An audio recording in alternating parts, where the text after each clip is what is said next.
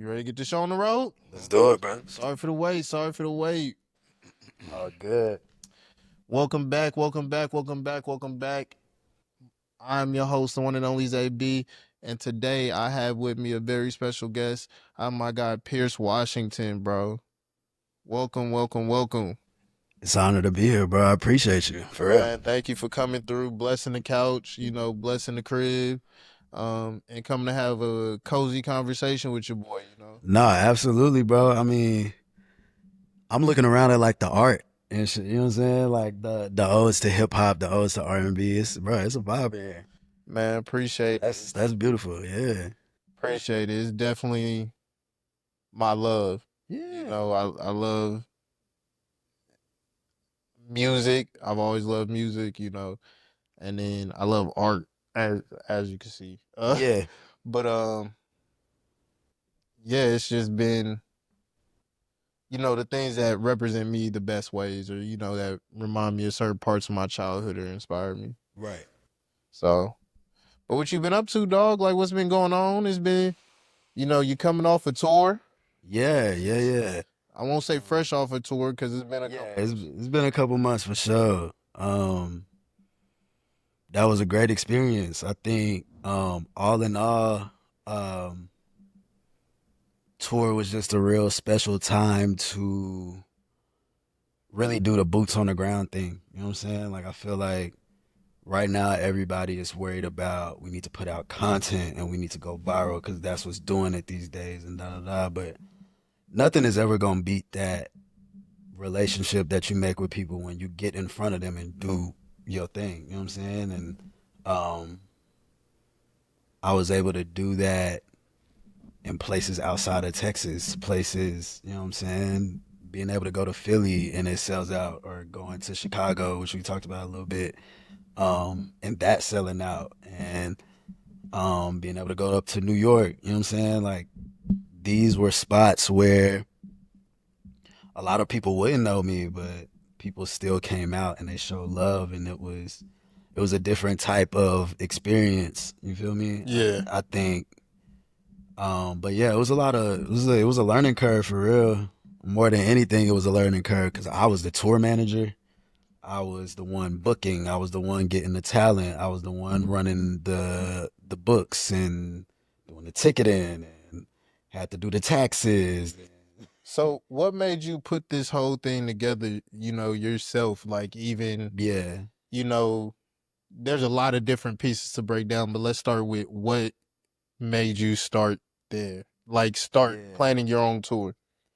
Bro, it was South by Southwest last year. I had a really cool run at South by Southwest.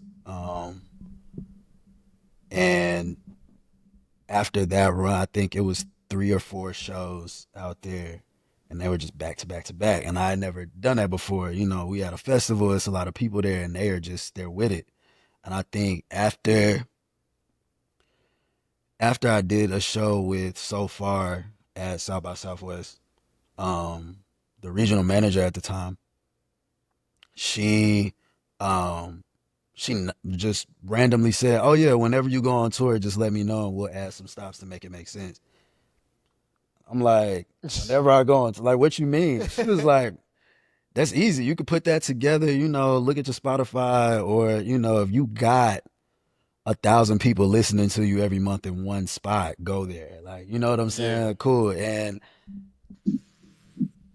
yeah, that kind of got the wheels turning. I was like, well, maybe I can, maybe I can't. I don't know. Let's look at what makes this possible. And I want to say 2-3 months before the tour started, that's when everything started falling into place. And it was like, okay, this makes sense. You know what I'm saying? It feels like I'm supposed to be there. Yeah. So yeah, I mean, that's really what kicked it off, that simple conversation. All it takes is one. That was it. I mean, she really opened up my eyes because I was like, tour wasn't even on my mind. You know what I'm saying? I'm thinking about what other shows I could get locally. She was like, nah, go do it. And if you need help, just, you know what I'm saying? Let me know. We'll book some spots out there if we can, all of that. So It was cool, and much love to her. She's my booking agent now. Oh, that's So live. that I mean, That's live. that turned into something bigger post tour. You know what I'm saying? So absolutely. That's live. So having to play all those different roles and wear those different hats. How did you go about? First of all, let's talk about the title, Proof of Concept. Yeah, yeah, What made you title the tour Proof? Title the concept. Title the tour that. yeah. No, I got you. Um, Proof of concept is literally just that. Like the concept was for me.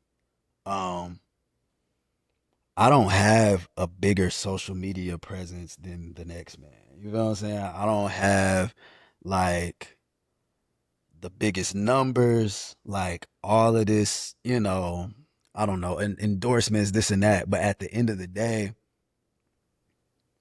what I do have is solid and it's constant. You feel me? So if it is 10,000 people across platforms listening to me, um, that's solid. That's 10,000 people. That's yeah. You know what I'm saying? That's ticket sales. And if they're listening to me for the art and nothing else, then like the concept is okay, you can go on a tour with this. You can make money off of this. You can take the music to the people just based off of that. You don't need much more. You know what I'm saying? So I haven't had a viral moment or, like these humongous shows that are in front of like a bunch of people. I mean, I got one really good look um at South by that was like truly like okay, they're putting me in front of some people, like putting me in front of a sold out venue. You know what I'm saying? Like Common and Ninth Wonder on the bill. Like people are here to hear raps. You feel what I'm saying? So it's like, all right, cool. I can do it. You know what I'm saying? But that was really it. And that didn't even equate to like, oh, now 10,000 people are following. You know what I'm saying? It was like, it was 30 people, but those 30 people came to every single show I had after that in Austin. That's You feel live. me? So just looking at that and understanding like, man, if you can grab people that are familiar with your sound and they bring people and you can grab them, this could be a great, you know what I'm saying, start for, what's to come. And yeah, I just wanted to prove that that was possible. You know what I'm saying? And I think I was able to do that. You know what I'm saying? So No, it was, yeah, that's live. Especially when you talk about taking those 30 people who literally came to every show in Austin. yeah, Austin. Shouts out to them because that's live. Um, for but real. it kind of it's one of those things I'm always preaching on, and it's building a core fan base. Hmm. You know, you build that core fan base. Like you said, it turns into those 30 people told two other people, and then two other people told 10 other people or Yeah, whatever. All it takes is a reshare. yeah, You feel me? absolutely, man. It's one thing I also like to say around here is less about viral, more about the content. Hmm. Less about going viral, more about the content. And Absolutely. I still feel like that applies in music. Like, yeah, the content itself is cool. Like, we have to Yeah, kind of move and maneuver through the internet, for sure, for sure, for but sure. the actual content of the music. Absolutely. And I always look at it like this. If you got a gift, you know what I'm saying, especially a gift that has poured so much into you over the years, um, music has always been a rock in my life. You know what I'm saying? Like music is something that if I hear a certain song that I used to hear in the car that my parents was playing when I was 9, it takes me to a whole nother place. Okay. You know what I'm saying? Like it unlocks memories. It, heals stuff because people are able to articulate a feeling that you felt, but you weren't able to articulate. Communicate. Yeah, like Yeah. you weren't even able to say that, but now the way that they say it, it's like, oh, damn, okay, that's what it was. That makes sense. And you know what I'm saying? And for something to be that powerful and give so much to you, if you're able to do that for other people and you're not doing it right. You feel what I'm saying? Like you're not paying it forward for the next child to hear your words and your experience and then come up and be better and give more, you know what I'm saying, than you could give. And as long as we pay it forward, we're pushing the art form forward and making it bigger and better. And I think just having a pure love for it, that's what you should be doing. You got what I'm saying? So that's always been my thing, bro. I feel like a lot of niggas don't have a pure love for it. I Not no feel more. like Not no more. It's about to check. yeah, and that's like it's become like a straight money grab. Mm-hmm. Um, like you come over here, you get your bag, and it's cool. Like, hey, move on to acting, move on to, get you more money. But I Yeah. feel like a lot of other people just came over here, got a bag, or like make a mockery of it. Yeah. Like Yeah. some shit's not even good. Yeah. I mean, now it's all about the formula, right? So you look at, yeah, I'm gonna just say names. I think, yeah, whatever. I think like you look at like a Ian. Yeah. Ian, he is a white dude that came from a good home. You know what I'm saying? That doesn't mean he's not gonna be able to rap well or whatever. You know what I'm saying? But he heard Future one day and was like, damn, like this has nothing to do with me. This is not my culture. This is not my life. This had, I don't come from uncles that was sipping lean on the block, da da da. Like none of that. But I like his vocal. And if I take his vocal tone, if I take that and then rap kind of about what he rap about and then pay a Lil Yachty or pay a producer like Weezy or something like that, I could have a viral moment. And that's exactly what happened. And it's like, dang, it says more about the consumer than the actual artist that's doing that. Because it's like, man, we got to the point where we not really Listening, lit. You know what I'm saying? we Like, bobbing. that's it. That's what it is. We're not like a lot of people aren't listening. A lot of people aren't reading the lyrics. Like my favorite thing to do is sit here and like as I'm listening, Mm-hmm. I'm scrolling through the lyrics. I want to know what you saying. Absolutely. What are we talking about here? Mm-hmm. And that's even with like some of the less conscious or less, emotional stuff. Like I'm still when I listen to YFG Fatso, if it got lyrics, I'm reading the lyrics. I mean, because even the ones that are in a different lane that's not, you know what I'm saying? You don't have to be J. Cole to be speaking. You know what I'm saying?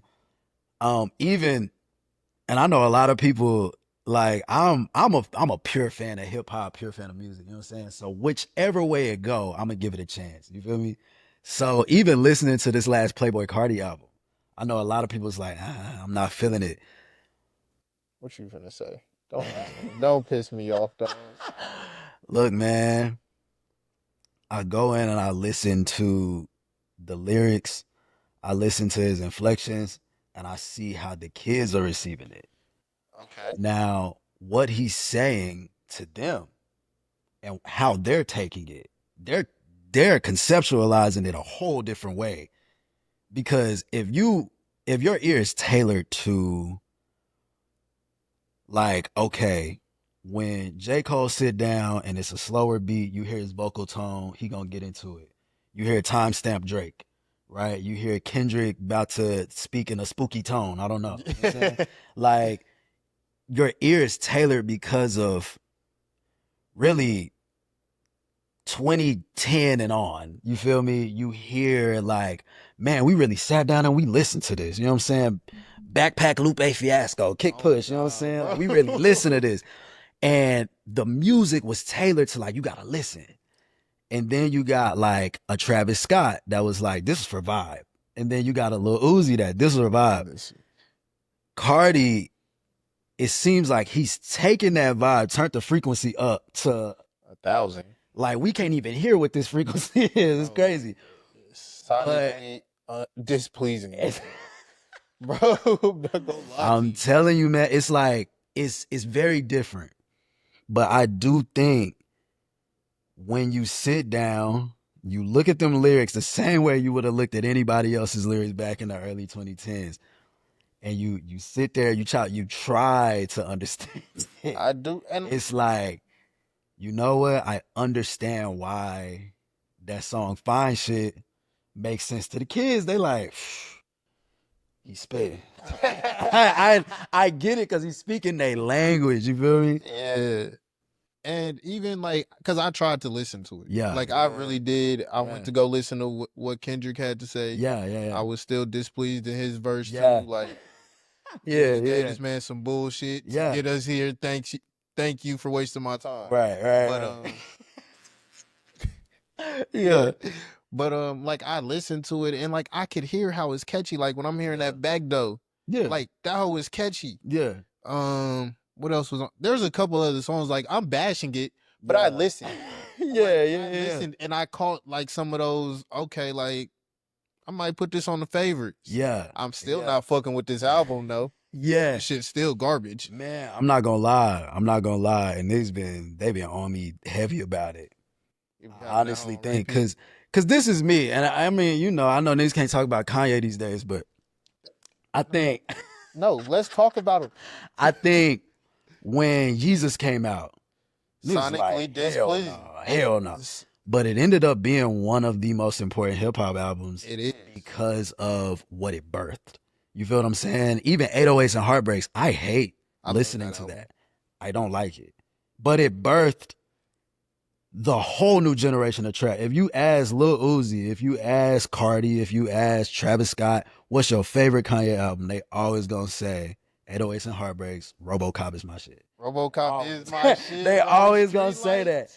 Bro, and I get it. I get it. And I respect it. Yeezus, when I first heard it, I'm like, oh, hell no. What is he doing? Yeah. Listening to it now, man, that boy was in a different world.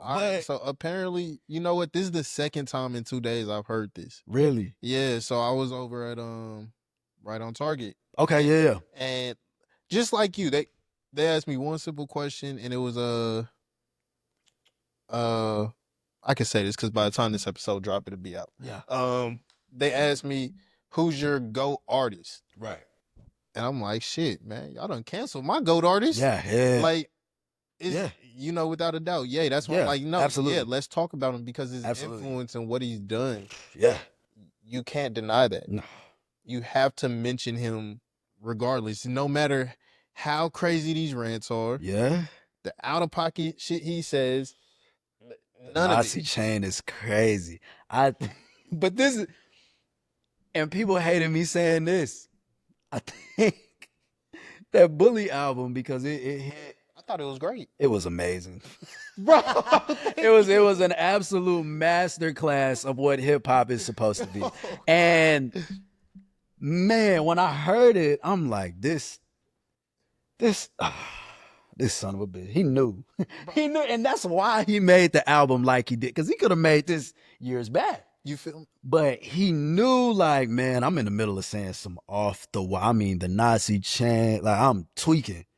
Let me give them everything I'm good at. Like, let me make something so undeniable that if you listen to it, it gives my beautiful dark twisted fantasy air. I'm like, he was going crazy. And he used the sample choice. It was some of the most famous hip hop samples of all time, and he did it on purpose. I say, yeah, he's wilding. He's trolling. There's no way. There's no way. He just put this out. Him and Justin LaBoy made that. Bullshit. Y'all tweaking. Y'all. There's no way. It was all on purpose. So I'm just like, all right. Like, when that dropped and I heard it, I said, all right. Like, hear me out. Like, this is literally all I put on my note. Hear me out. He's still a genius. Of course. I can't even. I mean, cancel culture is so tricky, though. And fuck cancel culture. Nah, for sure. I think it's tricky because, like, the whole discourse around Chris Brown right now. You know, people talking about, oh, I can't believe you're going to get them to. I will be front and center. I'm going to. I will be front and center. Nigga, that shit was. I was a kid. Like, bro, he was a kid. We were kids. He was a kid. Like, come on. It's like, you still see Rihanna speaks on him with the utmost respect to this day. Carucci, they chopping it up. This is what I'm saying. Like, there are crazy people in the world that were great artists that did insane stuff. Chris Brown, Michael Jackson. I mean, you know what I'm saying? That's still up in the air for me. I don't know. I don't know what Mike did. I don't know. Well, I'm talking about bleaching the skin. Like, Oh yeah, there's a okay, yeah, laundry crazy, list of crazy, things crazy. we can, you Nah, know. for sure. But then you got, you know what I'm saying? You got R. Kelly. You feel me? Which is another genius that was insane. Yeah. I mean, Genius that was sick, fucking sane. sick, and came from a sick family, Yeah. everything was sick, and people knew. They knew. I mean, he went to court for it a long time ago. And beat the trial. Beat the trial. Was guilty as hell. I just watched that Boondocks episode. You feel he was guilty as hell. But I Believe I Can Fly still getting played at all of the kindergarten graduations. Step in the Name of Love is Come going on, to be dog. at every family Backyard party. Come on. I mean, wedding. people still run back trapped in the closet to this day. But that's my thing. Cancel culture is so stuck on you have to tie the art to the artist. You must. Because if the artist is sick, then the artist sick, and we gotta throw it out. You can't throw out R. Kelly's discography. That's difficult. I feel like it's in ways it's stupid. It's too ingrained in the culture, bro. It's a part of it. It's a part of culture. You can't throw away Chris Brown. I mean, you know, Diddy is insane. We can't erase Bad Boy. I am in no way supporting Diddy. Let me say we can't erase Bad I don't even love Diddy music. I can't. But the impact, you can't deny. Yeah, no, And same with Kanye.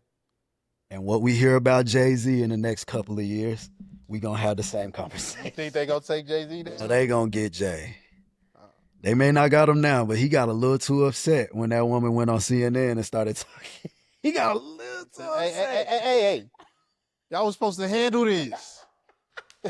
He got I'm the golden boy. Upset. Come on now. So, and then, I mean, that's the order, I think. You know, they got Diddy because Diddy was real reckless with his life. He didn't care. He was in the hallways wilding. You know what I'm saying? He didn't care about nothing. Cameras everywhere. He didn't give a damn. And then I think Jay, he's a bit smarter, but they gonna get him. And after Jay, I think the smartest of all of them is probably Drake. I knew you was gonna say him. He's smart. Man, they might not get him till he's 60. Because my thing is, all this happened with the beef, and it's a lot of allegations being thrown. It was a lot, and a lot of it went under the radar still. The court case is about music. Yeah, like the court case is about music. And that is like, okay, if a piece of that was right, we would be like, what? What you mean? Like we haven't be everywhere. Like, but it was like, no, the court case is about music. And so I think he's smarter than everybody. Is there some odd stuff going on? Probably. I mean, I wouldn't be surprised, but I mean, until they got proof, it's like whatever. I don't know that, man. I don't know what they be doing, and that's none of my damn business. You know what I'm saying? So, hey, it is what it is until it's proven. But yeah, man, I think that's the order. Them boys smart, but I don't think they'll take Jay-Z down, bro. I think the thing with Jay-Z, if they do take him down, because he's kind of the poster child. He's the actual connecting piece between the culture and that, like, you know, industry, business, professional, that next level, like, you know, the NFL shit. You know, he's that, and I think, you know, that if anything, they would continue to use Jay-Z. Yeah. If, you know, hypothetically, this is just rambling thoughts, but you know, they would continue to use Jay-Z as a, you know, tool. Yeah, absolutely. Because he means too much. Like, Jay-Z would actually have to get so much bigger than the program. Like, you would have to be doing Diddy things, saying, hey, I don't give a fuck to you. Like, on interviews, like, absolutely. I know the powers that be. They gonna be pissed when they see this video. Like, Jay-Z would have to get that much bigger than the program before they actually said, hey, cut turn his TV off. Nah, for real. But that's the thing, you know what I'm saying? I do think he cooperates well with the program, you feel me? And it makes sense because, I mean, he gives all this inspiration to, I mean, not just the music industry, but, you know what I'm saying? Business professionals, but niggas in a trap somewhere, you feel me? Like, they love him. So, you feel me? It's the route it's his story. It's where he started, the route he took, and where he at right now. That's gonna be inspiring to any body from any walk of life, and I think that's what separates him. You feel me? So, yeah, I think it's gonna be. I agree. It'd be difficult to take Jay down. It'd be difficult. Like, you know what I'm saying? He'd have to get too big for the program, right? And at this point in his career, I just don't see it happening. Yeah. So I feel that. I feel that. But if you know what I'm saying, they jump a little too much. You feel me? And because what's her name? Jaguar Wright? She on a mission. I don't know if I can't watch too much of her anything. Right. Like I don't know what's true and what's not true to begin with. You never know. And it's just not my type of content. Like I'm not too interested in that freaky deaky Hollywood shit going on over there. Like telling all the secrets. Like I'm good. Yeah, like I'm really like I'm trying to get my actor bag and go home. Yeah. I don't really care about them parties. I don't even like to party now. Yeah. So like, I'm just trying to get on set real quick and for real, bounce out. I feel that. Don't ask me about nothing else. Yeah. You know, but I can't eat a lot of that stuff where it's drama and like everybody just kind of he said, she said. Yeah. Hey, bro, nah, show me. Hey, what they say, I need to see paperwork. Absolutely. Show me the paperwork before I get to discussing what somebody got going on. And that's real. I think people care way too much about stuff that don't involve them. I mean, of course, moral compass, you know what I'm saying? Everybody got their own. I think a lot of people would be a lot happier if they didn't push their moral compass on other people. I think me feeling like something is right or wrong ain't got nothing to do with how somebody else is raised and what they view as right or wrong. And I think, yeah, of course, you draw the line, this and that. You draw your line when it, you know what I'm saying, is your thing. But if it's hearsay and it's up in the air about what this person did and we got no facts, it's none of my business to pass judgment on what the, you know what I'm saying? It like until it's like, okay, boom, this is what it is. And it's like, oh, okay. Well, I feel like that is wrong. So I'm not rocking with that. Or you're wrong. I don't care. You know what I'm saying? But at the end of the day, when it's up in the air, it is not my job to investigate and pass no judgment. You figure that out, gang. That's on you. And like that's the crazy thing. Like even I'm a big YouTube guy. Yeah. And like you'll see all these like documentaries of people going through and you know researching and doing these like the Trap Lord Rosses and whatnot. Yeah. You know, and it's like, why do you have this kind of time to you know research these people's lives to do that? And I get it, all of it's pretty much online now. Like when you look at the whole Chicago wave, that shit is well documented. Absolutely. You know, but to go through and make a documentary, man, there's so much money in being messy. You contributing to violence. It's so much money in being messy. So much money in getting people's business in the street and taking people's personal lives and making it no longer personal. I mean, you got, I would say baddies, and baddies is done. I think watch that shit. I don't watch it neither, but I think just the concept of it, insane. I think pretty much everything on Zeus. That's the 20v1s, bro. Like popping the balloon, like bro. So I read somewhere somebody said, man, baddies just got canceled. Like they're done, they're not making no more.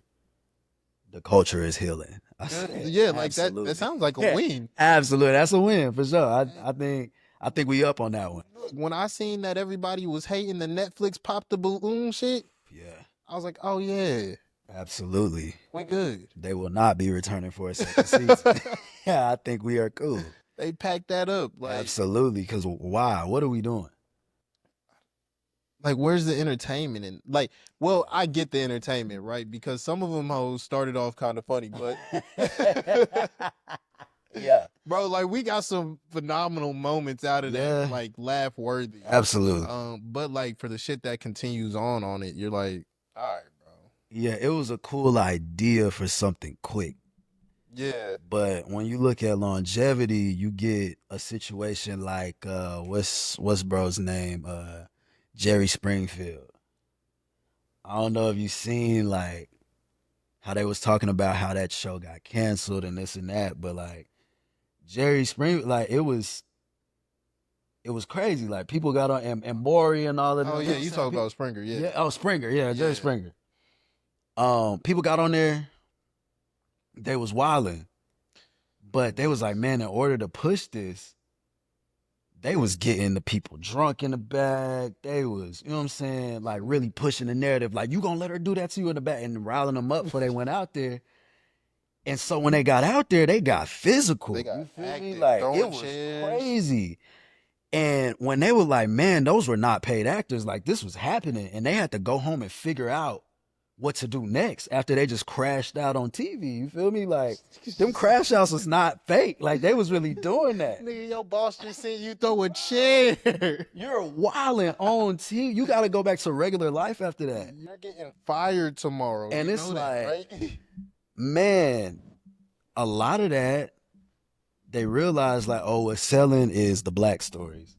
So then after that, what was selling was the generally ghetto stories. They didn't have to be black. They could have been in a trailer park. Still ghetto as hell. You feel me? So, you know what I'm saying? And they just pushed that, and it got nasty. You feel me? Like, everybody that worked on that, they look back at it like, man, I'm disgusted because we was just exploited. And I feel like that's what Baddies does. I mean, it exploits a lot of the culture for some bread or for some laughs, but like, when you get a bunch of crash outs with unfortunate upbringing, you feel me, that are liable to crash out over little stuff, you know that, and you just pressing buttons all day on camera. And you put a whole bunch of unstable motherfuckers, like a whole bunch of unstable just people. Yeah. And you know they're all unstable in like their different ways. Man, you just explain, like, it don't give them room to be better people, to grow out of that, because all people want from them is that. And it's like, dog, when you look at it and that, like, from that angle, it get kind of sad. Like, I feel bad for bro that what they call him, a Ninja Turtle, a plumber or something. Oh, Aaron the plumber. Yeah. I feel bad for bro because like it's cool now, like it's funny. But like, dog, I don't know how, like, bro, the next 5 years is gonna be random niggas running up on him in the street trying to fight. Well, that's his fault too. I mean, yeah, but like at the same time, it's like, damn, like, when are we gonna get past the fade? Like, I don't know. I'm fond of like the fade being in effect. I'm tired of niggas dying. No, for sure, run the fade. Like, Absolutely. If that's all it's gonna take is a quick, 90 seconds, because that's really all niggas got in the real fade, bro. You're not finna sit here and you're not fading for 30. Minutes, bro. You're not fading for 10. Like, yeah, bro. Like, that's a lot of energy, bro. You got 90 seconds in a good blender, bro. Nah, for real. And then, go ahead and dap it up and be cool, or be done with it. Don't, right. Walk away. Be done with it. Y'all niggas boxed up. But y'all got that out. You feel me? Yeah. Feel me? And I feel like, I agree. I'm 1,000% in favor of the fade coming back for sure. But I know, bro, I'm seeing videos of him at the stoplight. Nigga hop out the car like, yo, let's run a fade. I want to fight. And he getting out the car to do it. He fighting.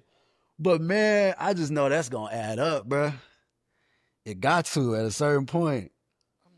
Niggas want to fade just for the sake of him saying, like, I'll run a fade. I'll fade anybody. I mean, he cried behind the fade. He was serious. Bro. That shit is, I don't know. Yeah, like that shit is like, damn, bro, you really kind of setting us back, my nigga. Yeah, Yeah, but I mean, bring back the. I mean, he Yeah. did both at the same time. Yeah. What he say in a real way? In a real. Hey, bro, I be seeing that nigga merch. Never mind. Hey, I'm man. gonna let it do. I'm gonna let it breathe. In a real way. Hey, but let's get back to this tour, bro. Let's get back. Yeah. Let's get back to some of this tour. So you did the talent scouting or booking. Yeah. How did you go about maintaining a certain vibe, a certain curating the show itself? Yeah, I think I was really focused on getting acts that I liked. I feel like my ear is very specific. I respect a lot of music. I don't like a lot of music, but I respect a lot of music. Like I can vibe with it, cool, but it's got to be a certain pocket for me to be like, man, This shit hard. I'm finna run this back. Like, and that's what I was searching in all these places, but everywhere I went, I made sure I knew somebody. You know what I'm saying? I made sure that there were artists there that respected me as an artist. And so now we can have a conversation about how we want to curate this. They knew not to send me somebody that was like, oh, okay, that's not, you know what I'm saying? That's not what it is. I think getting the help from the artists that I respect in those places and them giving me 5 or 6 people that they have music with, you know what I'm saying? So they're vouching double. You feel what I'm saying? Like, man, I have been in the studio with this person, like, they get down, you know what I'm saying? So yeah, it was easier to do it that way because when you get there and everybody know each other, it's smooth. You know what I'm saying? It's not a bunch of like random people that just kind of got thrown together and they're like, oh, this is a show.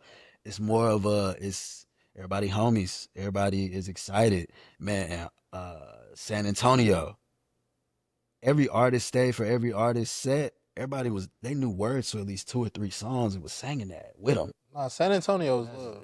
It was, I think that was the lowest selling spot. Really? But it was the best bond with the artist, which is crazy. Lowest selling spot, but best bond with the artist. It was great. Absolutely. Dang. That's crazy because San Antonio, it's a low key spot.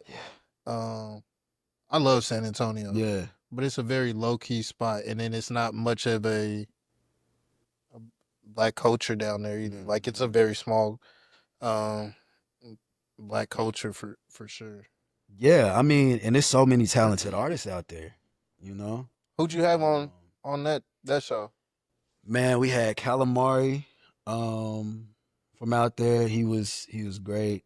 Naps, he's on the Past Due album. We had Ape Sterling. He was great. There Go My Baby. She was like, a lot of these people I met at the pre-roll event. Okay. Yeah. And we had Deshaun. And he's more like, he's in the R&B vein, but he rap too. You feel what I'm saying? Like, and you can even say like he's in the rap vein, but he do R&B too. You know what I'm saying? Like it's that. It's just one of those things. Yeah. You call that both. You feel me? And the energy for each other was just so fire. You know what I'm saying? Like everybody was banding together, and it was just live to see artists supporting artists. I mean, even when maybe it wasn't like, okay, we brought in like all of these people, at least everybody in there that was an artist or a friend of an artist or a different type of art, everybody was just there respecting the art. Like, you know what I'm saying? And that was fire to experience. That's wild. Yeah, shout out to San Antonio for that one. So what was your favorite stop? Chicago. Chicago, so okay. I want to say Chicago by a landslide. Okay, yeah. I say Chicago by a landslide. All right, so yeah, you had two stops in Chicago. Yeah. You know, talk to us about why Chicago by a landslide. So Chicago is almost like New York. So not like Dallas where we got Deep Ellum or you can go to like Bishop Arts or Trinity, you know what I'm saying? You pop out to Addison. You feel me? Yeah. Like go to little spots over there. Um, you can go to a general place and it's jumping. In Chicago, you gotta go to an event. You gotta know where to go. Like in New York, it's not central. Like it's some bars around, but it's not like, man, we finna go to 6th Street in Austin. That's where everything's jumping off. We gonna run into something. You gotta know where you going. Damn. So in Chicago, if it's an event and people going, and they popping out and they showing up because this is what we doing tonight. It's not like, oh, we gotta play before and we might just walk around. Might and make we it through here. They said we here. Damn. I went, bruh, and I didn't even realize how many people migrated to Chicago from Dallas. So the actual show, because I had like a quick segment on an art show out there, and that was cool. You know what I'm saying? Like people were looking at art, and I was, you know what I'm saying, rapping, and it was cool. Definitely a great vibe. But at this one, it was a show. I'm on stage. People are out there. They let me know it sold out. Like right before, I didn't know any of the openers. They were chosen. I didn't know anybody. They had their managers. They brought people this and that. I didn't know anybody. As soon as I get in there, I do Suede off the No Worries album. Yeah. For my sound check. The sound guy, all the other art people coming out the green room when they heard the first like they heard that, they all came out. I hadn't even said a word. They come out, they grooving.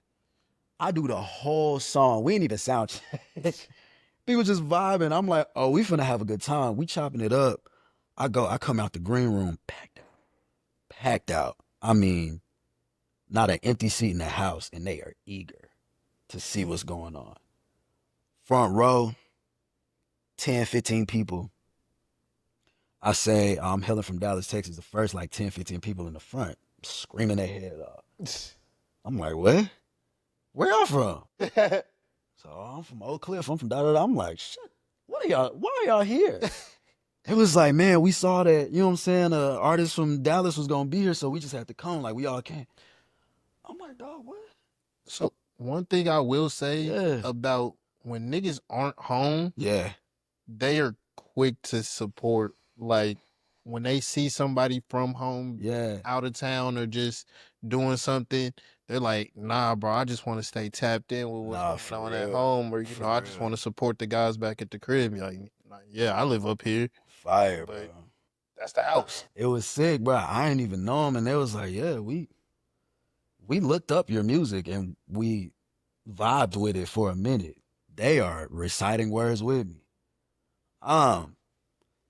Soon as I finished, cause like it was a moment where I had to take a second. I was like, I had to take off my glasses. I looked out. I was like, bro, y'all got no idea how this feels for y'all to like vibe with it, and then after they want to talk and take pictures and this and that. No, you know, I'm just like, man. At that stop and the Philly stop, I didn't even have time to sell merch. I was talking to the people. You know what I'm saying? They just enjoyed it and they wanted to talk and they wanted me to sign things and this and that. And it was like, man, I didn't even get to say, hey, I got some t-shirts shirts. over here. Like, nah, man. I got shirts I could autograph too if you like, bro. They had posters they want. You know what I'm saying? Damn. It's like, that's fire. But it did teach me, like, yo, you need to bring somebody to sell merch while you doing it. You know what I'm saying? Because you missing out on some bread. Because you'll start to realize, like, when you do so much by yourself, Yeah, you know, things just kind of fall off to the side. they do. You know, They do. and being able to find that team, and I don't want to say find because your team kind of like finds you. Yeah, that's real. That's real. Either your team finds you or some money finds you and the team find that. Yes. So it's one of the two. Yeah, definitely. But I feel like, you know, a good team, like especially we talk a lot about the tribe here. Yeah. You know, your tribe is typically, you know, who becomes more of your team, or Yeah, absolutely. You know, absolutely. everybody ends up playing a role in some specific way. especially when they believe in you. You know. It's a special thing, bro. And, you know, I think that was also a part of the reason why the proof of concept tour was so important to me. Because it's like, man, when people believe in you, they invest. It's not always money, but sometimes it's time. Sometimes it's resources without them having to gain anything from it. Sometimes it is, you know, doing you a solid. I mean, that tour I had nobody for. I mean, I had I mean, I didn't really have nobody. I think um at first the goal was to have, you know what I'm saying, a couple guys come out like the band, and we're just hitting the road and like really doing it. And then I think Houston is when it kind of hit like, I really got to do this dolo. You know what I'm saying? Or even really Philly, cuz Philly was first stop, had radio in the morning, you know what I'm saying? I go, they give me a tour of the stuff, go to my green room, but when I'm in my green room, it's just me. You know what I'm saying? It's me, and I look out at all of this stuff that I curated, and I'm like, dang, it's been me. And shout out to Rec Philly, Diamond Durant. Like she took the reins. Like she really one of the best curators and creatives out there. You know what I'm saying? She really took the creative side and the organization side and really punched it. You feel me? Better than I could have, especially being out of town. Yeah. So at that stop, I had somebody that was just like, we on it. You feel me? Um, any stop that was sponsored by So Far, they had people there for me. But then you got like Houston. We ain't had nobody to work tickets at the door. You feel me? Yeah. And I'm like, oh damn, I gotta get my iPad so people can like check in. I ain't have my flyers. I had shout out to my dog Astronaut G. You know what I'm saying? Last minute he was able to pop up to every stop he could to spin. You know what I'm saying? San Antonio, Houston, Dallas, all of the, you know what I'm saying, Texas spots. And his lady was there. She helped wherever she could. You feel me? Like it was that ended up being the tribe. You know what I'm Exactly. That's what saying? I mean You know what by I'm it saying? finds It you. was G, it was me, and anytime I went to a city where it was a homie that was there that I just trusted would, you know what I'm saying, help me punch this through. Absolutely. Nashville, my dog Berm helped me punch it through. Like we was just doing it. And yeah, I think things go a lot smoother though when you have a tribe like that at every single stop. You got somebody Yeah. doing that you know is gonna do it. It's already handled. You ain't gotta worry. I was stressed out. I was about to lose hair out there. It was crazy. I came back with like 4 grays. It was crazy. I'm like, damn, bro. I mean, people trying to screw you over, like the venues. I Promoters. mean, and not even too much on it, but same thing was going down in Dallas, like at home. And it's like, damn, I can't catch a break. I'm thinking home finna be easy. No, was not. And it's like at the end of the day, though, that tour was hard. It was hard. It was difficult. I learned enough to where now for a new project, new tour, I don't gotta spend no money. I don't have bruh, I came out of pocket for everything. Paying the artists, paying the venues, paying the sound guy at the venues, paying a fee to get the bar going, paying the DJs, paying like bro, it was a lot of bread. On top of travel, getting a hotel while you out there. Damn. Shit was crazy. Like, I've been on tour before, Yeah. but like I've never had to do like that background of like all of that where it's like, yeah, I had to pay the venue, I had to do this, I had to do that. Like Everything. I might have worked the door, I might have, Yeah. done just background. I might have just Yeah. been side story character. For sure. That Yeah. day. Yeah. Like, but I could damn that's stressful. It's stressful, and I think my whole thing was I can't cancel it. I can't just stop. And I Gotta see it think, through, my boy. yeah, no, for real. For real. And I think I think financially at times it probably would have made sense to just be like, bro, we packing this shit up and going home. But for me, it was like, dog, you started this, you made a damn ruckus. You done paid too much for marketing. Even if the marketing ain't working the way you wanted to, you done paid too, like, you done got all these people involved. They're excited, da da da. Run it, do it, finish it. And when it's done, you can look back, you can regroup. But Yeah. gotta finish. Gotta see it through, because at least Absolutely. once you see it through, now you have a basis. Yeah. You know, like, okay, this who once again, this who I can depend on here. You know, bet no, now I know how to work this to where maybe I don't need to pay the venue and you know. Man, I mean the ways I had to shuck and jive to get like free booking or free holding, like at some places, it was sick. Like I really had to figure out what they wanted to know. You know what I'm saying? What was gonna get them to be like, oh yeah, we'll have a rap show in Nashville, even though we That's hate hard. Nashville. That's hard to do. Out of towner, black, not doing country. Yeah, We don't Nashville. want you in here. They We don't want you in here. But you said you'll do what? Cool. We'll entertain it. We'll let you in here. Yeah, we'll let you in here. But how about this? We gonna tell the bartenders to go home. No bar. Really? Thanks. Yeah, that's nice.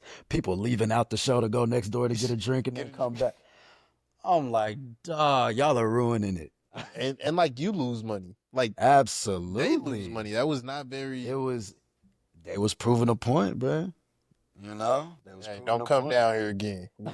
We'll lose the money. That's how stubborn we are. That's how it go. I mean, but that's how strongly they felt about just not letting it succeed, not helping, not buying in. You feel me? Yeah. And I think that's what I learned more than anything. It's cool to say that you got a bigger venue or a very well known venue on the list, but if you're not selling it out, what was it for? If the heads ain't there, why are you there? Why do you have the House of Blues running out? When you got Ruins fans, brother, and you in the main stage at the House of Blues, why would you even book that? You wasting everybody's time. Chill out. Bro said you got Ruins fans, mama.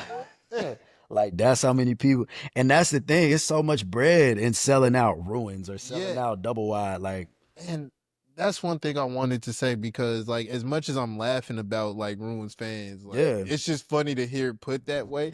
But it's like I seen Kamaya, Sayari the Kid, like I've seen all of them at Ruins, and it's a packed room. It's small, and I really enjoy it because they're moving around the crowd. Absolutely. You know that you're getting to, they're interacting with you. You see the opening acts. Those small rooms are just so intimate, bro. And that's my thing. If I know I can sell 100 tickets in Texas, if I know, why on earth would I be like, yeah, let's do 250? Because that would be cool. Do an 85 venue and have people fighting to get in that joint. Oversell. Make it, have the fire station come and be like, I need to shut this down. It's too lit in here. Y'all can't have this many people here. And we at capacity. Like that is way, like people are gonna remember that. It was like, man, like imagine today, I don't know, let 2 Chainz and Larry June come and do the album that they had put out earlier in the year at Ruins. Bro, what? Bro, Deep Ellum was shut down in 5 seconds. What are we doing? That shit is sold out in 5 seconds. And that's my thing. That's the point, though. So if you can do that at the House of Blues, which they probably could, you know what I'm saying? Like, you do that at the House of Blues, that's why they doing it. But if you're like, maybe we could do American Airlines, don't do it. If it's a maybe, don't do it. It don't make sense. You're not going to make enough money for them to invite you back. And them shows ain't even selling like that no more. Like, you have to be a Chris Brown. You got to be up. Kendrick, Drake. Yeah. You have to be a megastar. You do. And I think that title is kind of dying out. It is, because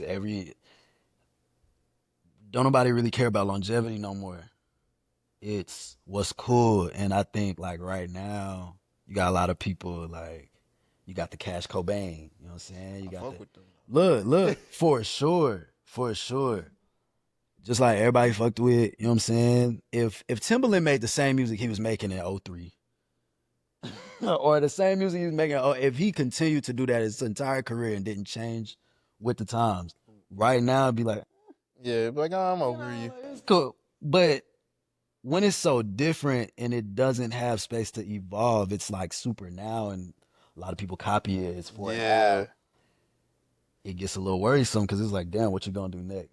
You made a lot of fame off of this very specific thing. Like, how we gonna turn it up?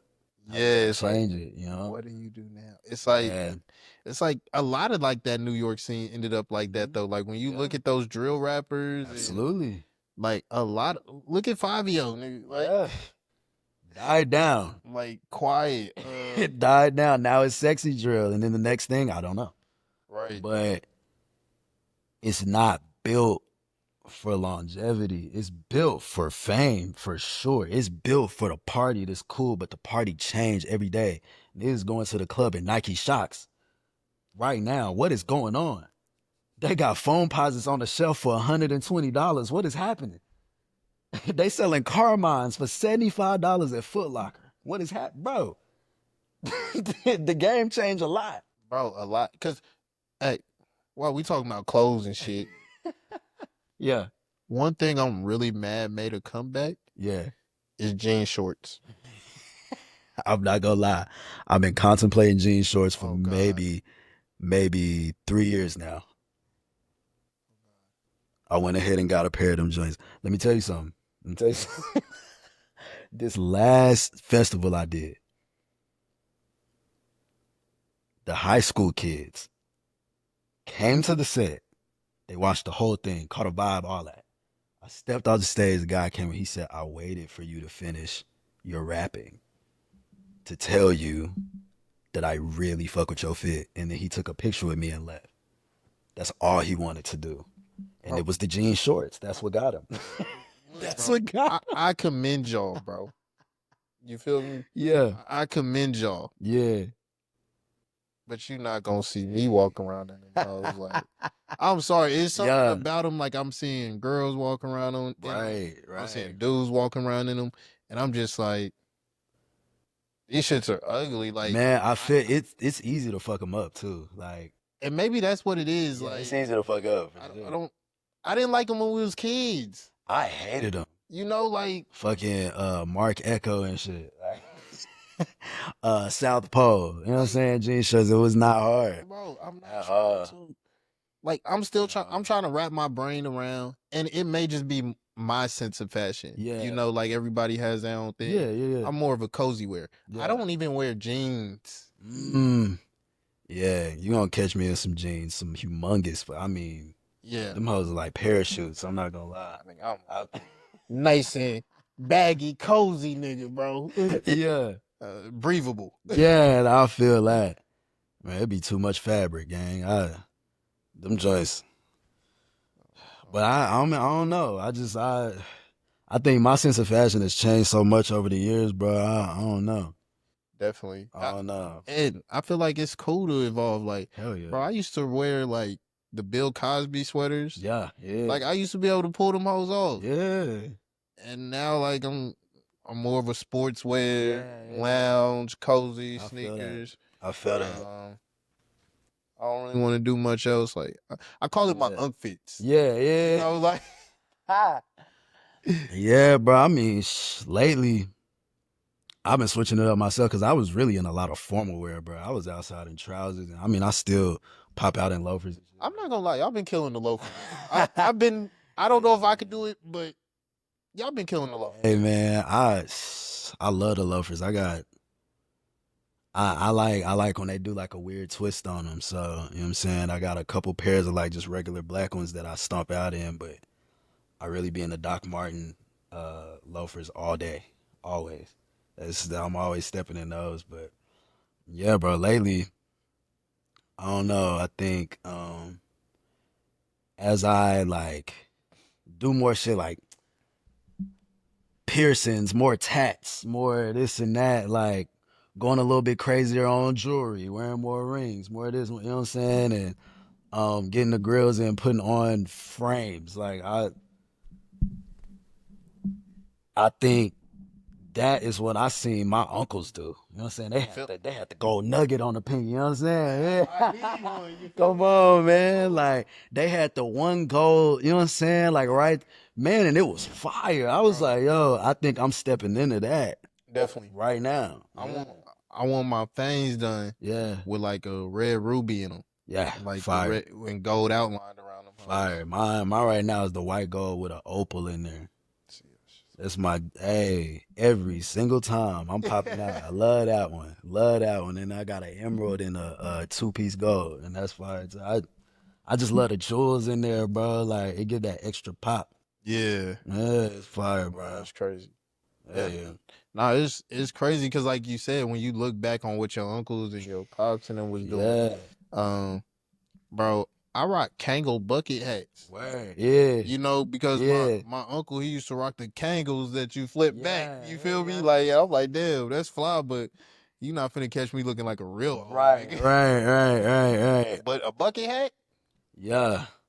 I'm not gonna lie, man. I mean, just thumbing through the archives and looking how they was posted up. You know what I'm saying? I'm like, damn, them boys fly as hell, and they knew it. They bro, knew it. It was just a part of everything. It it was fly. was, and it's like you can't.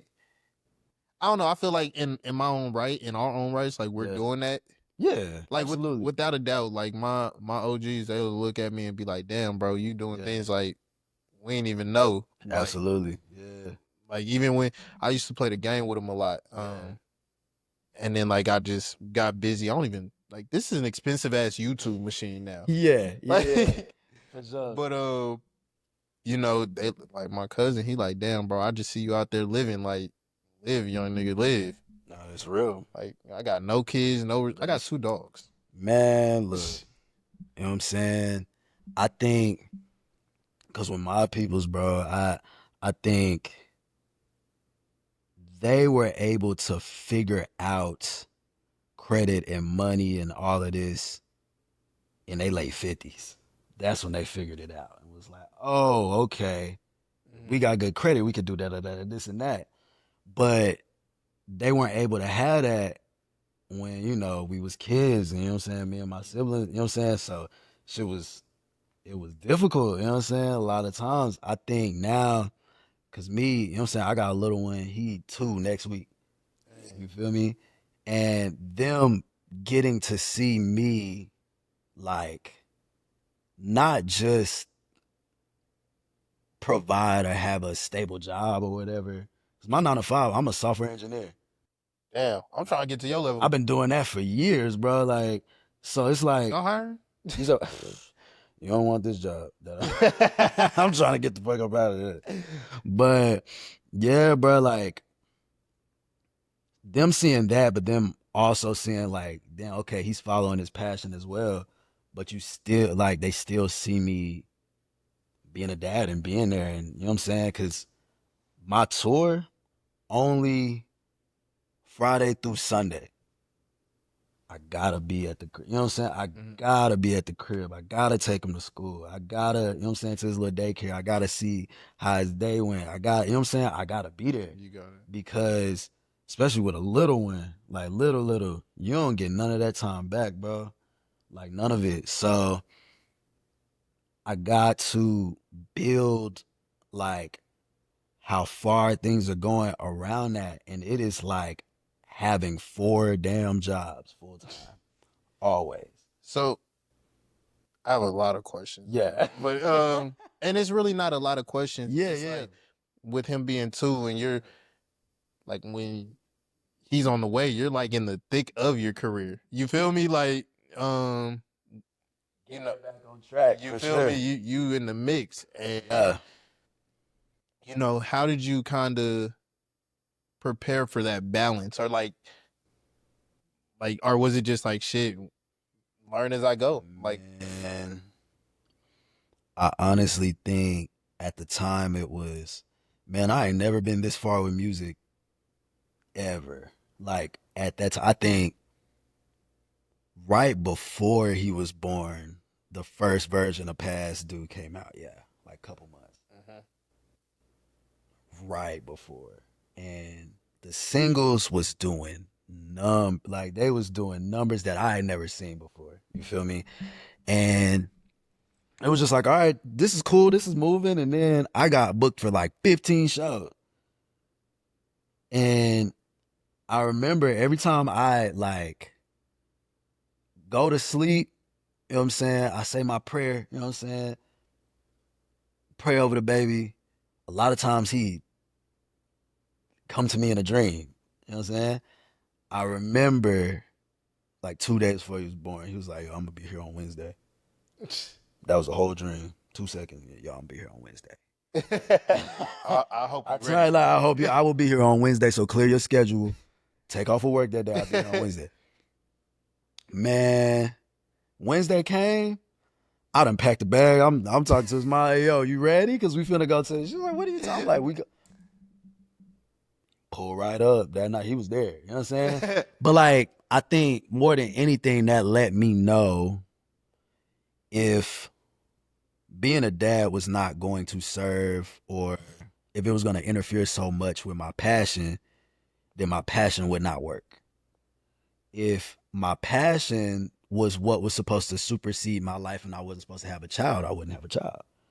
If, you know what I'm saying, my job was supposed to be my main thing and it never made room for anything else, it wouldn't make room for anything else. But the fact that all of them fit like a puzzle piece, and it's a big ass puzzle and it's heavy and it's tiring. However, I would not be able to lift it if I wasn't supposed to. You feel me? So for me to be present in all of those, they always make a way. And I don't even have to think about it. You feel what I'm saying? I mean, it is always gonna be a shift. It's always gonna be difficult. It's always gonna, I mean, if you want something to change and you gotta go, like, it's gonna be difficult regardless. You're gonna be tired. I don't give a damn about being tired. I don't give a damn about, you know what I'm saying, long nights in the studio, long nights doing whatever. You know what I'm saying? I'm on call as much as a doctor with my work. I'll be up at 3 a.m. talking to people in Africa about why they x-rays not working. And that's what I signed up for though. You feel me? Yeah. And the fact that everything works in its own time is amazing to me, but I know that's not in my control. You feel me? That's not something that I could be like, oh yeah, I don't need control over it. I'm on whatever God on, whichever way we going. And the route that has been given to me is like, it's insane. I cannot call what's going to happen in the next couple of months. I started January without even having a plan for the year. I was like, yeah, let's just do better than last year. I ended up at the Super Bowl. Hey, I ended up at the Super Bowl. I ended up with a great distro deal, a global PR team, like booking agent, funding. I mean, already in the first quarter, I done made more money off of music than I did last year, and I did 75 shows and a tour. Hey, And congratulations. it's like, and I say that, and I appreciate that. I just say that to say, like, bruh, I'm not in control of none of this. I don't know what's gonna happen. I don't know what the future holds. I just know when the music get put on my heart, boom, we got it. When the connections come, all right, boom, here's the music. And then connections moving and this and that. It's a puzzle piece. You feel me? And I'm just working with whatever that picture end up being when you zoom out. I don't know what it is. It's whatever it is. So I'm just grateful to be along for the ride, bruh. Every day, you know? Nah, I feel like the work is always the fun part. You know, because I see the whole picture at times. Yeah. Most of the time, I see the whole picture when it Yeah. comes to what I want and what I'm trying to do. Um, but then, like, I have to zoom in specifically to like the moment. Yeah. You know, I all the time somebody has to remind me, like, Zay, just take a moment and look at the shit that you've done, at the shit that you put together. Ain't And that shit difficult, bro? it is, bro. Shit is so hard sometimes. It's like we were talking. Too busy scoring to watch my highlight. Like, Absolutely. What even is the score? You feel me? you know, I'm trying to put up more. I'm Oh, trying to, so. you know, Yeah. just because you might not have seen something, Yeah. don't mean there's not something in the chamber. Like things are locked and loaded. Things are moving the way that they need to be. Absolutely. Um, so yeah, it's just like it's hard to like live in that moment of saying like, damn, I put this together. Like That's where we at. at the end of the tour when you're like, damn. I wanted to have that moment so bad. I mean, we was in Nashville. They was like, yo, we about to go to the club, da da da. I was like, bro, I just want to go home. I went back to that hotel. I said, man, I will catch y'all boys later. Got on that red eye, came home, went to sleep. I said, you know what? 2 months from now, I'm gonna be like, damn, we really did that. You feel me? But right now, we back to chopping wood. Yeah. Let me get in the studio right now. We need new content. I can't keep performing the same thing. We need new music. Where we at? So yeah, man, I feel that 1,000. So speaking of new music and new, Yeah. what is next for Pierce? Rollout is gonna start in like 3 weeks. Okay. Um, What are we rolling out? We rolling out a new project? rolling out an EP. Okay. Um, and man, on this EP, I got to work production wise. I got to work with some of my favorites. I got to work with Knowledge on the track. That one sounds crazy. Like, Him right there. like that's live. I got to work with Madlib on the track. Damn. Also insane. And some amazing. I mean, Luke McKenzie, he out like near Detroit. He in Michigan. Crazy talented with the chops. Like, I mean, a young Alan the Alchemist in the making. Like, he's crazy, bruh. Getting to work with Buxton, another great. I mean, he's just so versatile. You know what I'm saying? Like crazy on anything I've ever heard him produce. And these guys are just they super solid. I mean, the people that I've been able to meet and the relationships I've been able to cultivate like through this EP. I mean, it's a song on there with like 25 credits. And it's like a 2 minute song. It's short. But it's hella credits on there because it's so much that went into it. And I think, you know what I'm saying, I'm doing a lot more of my background vocals. It's an R&B track on there I'm singing. Okay. You know what I'm saying? We got heavy raps. Nojo makes an appearance on there. Shouts out to my guy Nojo, My bro. dog just killing it. You know what I'm saying? Honestly, going crazy. So not even to like backtrack to the tour. Yeah. So like the Dallas show, Yeah. that was my introduction to both of y'all. Word. Okay. That ass. Yeah. And like immediately became a fan of both of you guys that night. Man, that's love. So like that kind of goes back to like that putting in the groundwork and boots on ground. Absolutely. Because once again, you don't know who's in the crowd. You don't know who's like, damn. You feel These me? niggas are special. Somebody like taking something from it. You know what I'm saying? And I think being able to go on another run with better intent. You know what I'm saying? Spots that it's like, okay, we know we gonna sell out this one. We know we go to Austin, we go to this one, it's gonna sell out. We know we go to Chicago, we go to this one, it's gonna sell out. And it's like, okay, now that we got this, and we cooking with a band that's already ready to go. We got new music, new renditions, great features, great producers that have worked on it that will push it and PR and this and that. I mean, merch coming out with it, a short film that goes along with the EP. Hey, let me act. Man, we need you. We need you. Let me get in We still shooting, man. So we need you. I think the goal with this is to try to hit every art form. We're doing, you know what I'm saying? I'm designing all of the merch. So it's gonna be tour merch and then merch that's like online. You feel me? We got a different rendition of it that's coming out on vinyl. Oh, I'm gonna need that. Oh yeah, I got you. Let me get mine's autographed. Absolutely, dog. I got you, man. It's going. I mean, just the resources that I have now and how we're able to run things is like, damn, we can really punch it. Like we can really punch this because going from okay, we had a tour, that was great. To now, okay, not only do we have a tour, but we got a sold out tour. Merch is making a killing, and the music is being marketed in London. So we're gonna do a European tour next year. You feel me? My Like dog. that's the goal, though. You feel me? It's like once you get all of that in your hand, now it's time. Like how you gonna deal them cards?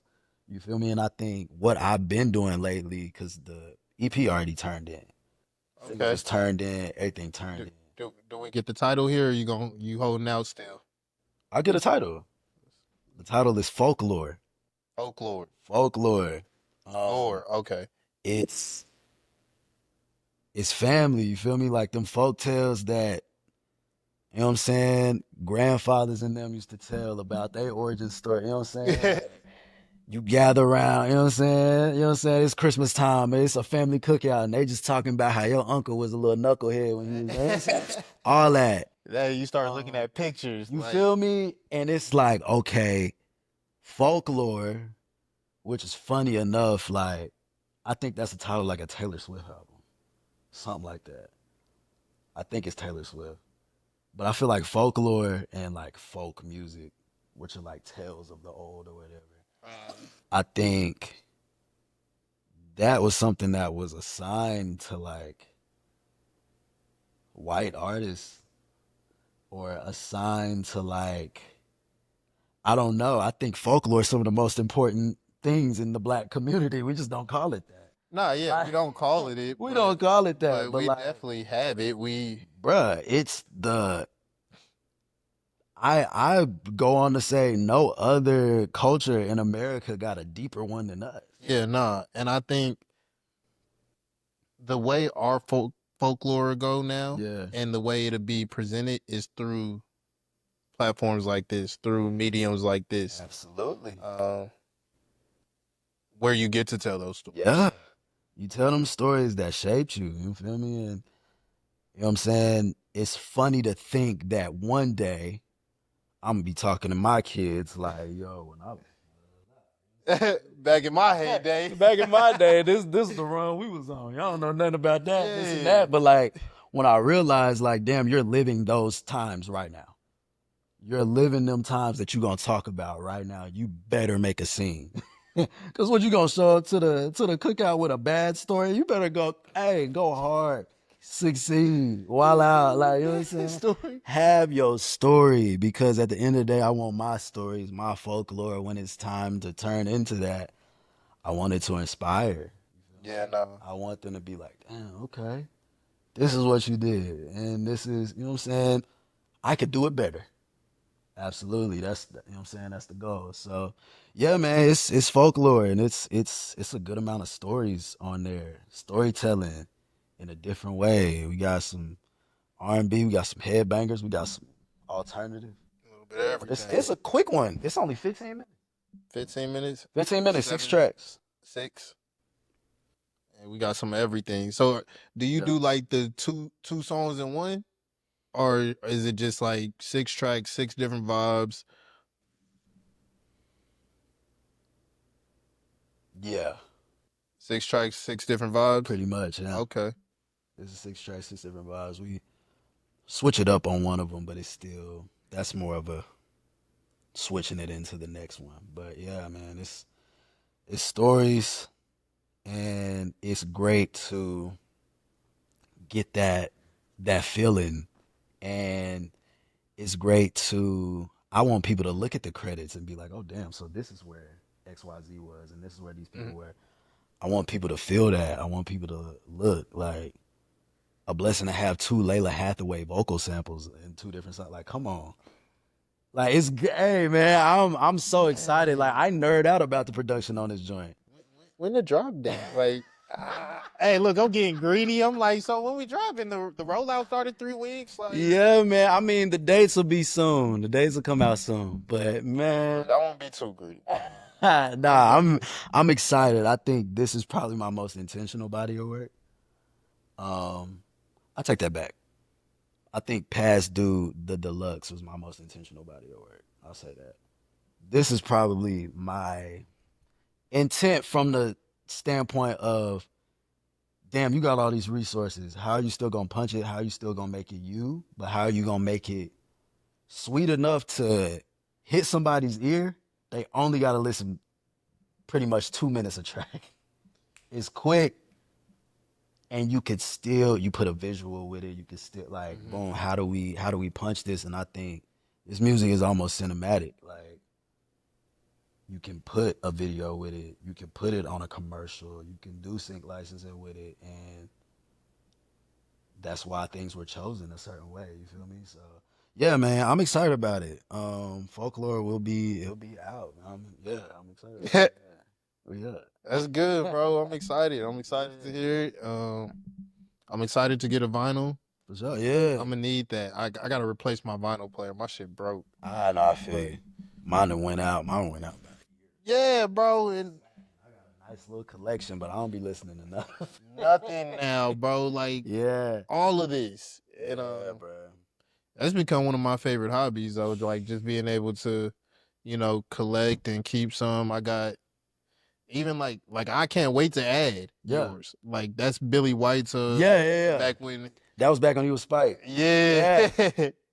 Yes, sir. And so like I just would love to continue to support y'all and help push y'all's careers in whatever way that I can be of assistance. No, absolutely. But no, I'm definitely proud of you. And like just in the short couple months, because like I said, the Dallas show was in what, February? No, Dallas show was like, it had to be November, December. Yeah. I had a lot going on. It's been I feel you 1,000, but bro. Like I said, just for me to be able to be in the crowd and take in your music for the first time. Yeah. Like literally no prior experience, no. I don't even know what brought me outside. I won't even lie to you, but I was just like, fuck it. Absolutely. I ain't got shit going on. Yeah, and that's great. I love that, bro. I love hearing, like, man, I just stumbled upon this shit and I loved it. You know what I'm saying? Yeah. Like, because those be the best. That'd be the best thing. You know what I'm saying? So. Or was I following you already? It might have been something like that. Either way it goes, I came outside and I'm glad I came outside that day. Man, I'm glad you came outside too, bro. I was beyond thankful for everybody in that crowd, bro. I couldn't even see. I couldn't see nobody. I couldn't hear nothing. They had like, it was a lot of technical stuff, but dog, I felt the energy. I felt the people there when I was able to like kind of dip down. Yeah. I'm like, dog, okay. Appreciate y'all. You know what I'm saying? The crowd was definitely fucking with you. Yeah, it was like, love in there. And then I came back to the pod and like praised the whole concert. Hey, man. I pray, and I seen that, bro. I appreciate that, dog. It was, and I'm just glad that every artist that was there, I'm glad to see them, because now that I'm not doing as many shows, I can stop and look around.